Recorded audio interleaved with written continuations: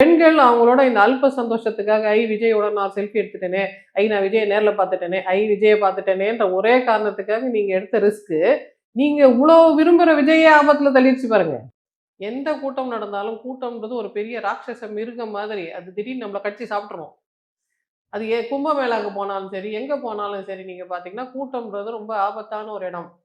ஆனா கூட்டத்தை சரியாக நிர்வாகம் பண்றதுக்கு ஒரு உதாரணம் சொல்லணும்னா சார், மெக்கா போனீங்கன்னா, அவங்க அவ்ளோ கூட்டம் இருக்கும். லட்சமான மக்கள் இருப்பாங்க. ஆனா கரெக்ட்டா அவங்க சொல்லுவாங்க, இந்த டைரக்ஷன்ல தான் போணும். இந்த டைரக்ஷன்ல போக்கூடாது. இந்த பக்கம் போயிட்டு இந்த பக்கம் வெளில வந்துரணும்னு அந்த கூட்ட மேலாண்மையை அவங்க சிறப்பா செய்வாங்க. அப்படி செய்தா மட்டும் தான் அங்க அத்தன கோடி மனிதர்கள், அத்தன ஊர்கள்லேருந்து வந்து நிம்மதியா அவங்க பிரேயர்ஸ முடிச்சுட்டு போ முடியுது. அப்ப கூட்டம்ன்றது ரொம்ப ஆபத்தான ஒரு விஷயம். அப்ப கூட்டத்துக்கு சில ரூல்ஸ் இருக்கு. கூட்டம்னாலே எங்களுக்கு முதல் பயம் இந்த மாரி ஸ்டாம்பீடு நடக்கும். நம்மள ஏறி மிதிச்சு நசுக்கி ஆளுக்கு மேல ஆளு மிதிச்சு புதைச்சிருவாங்கன்றது தான் அதுல இருக்கிற அத நான் அப்பட்டமா சொல்றதுக்கு காரணம். இது அவ்வளோ முக்கியமான ஒரு விஷயம்.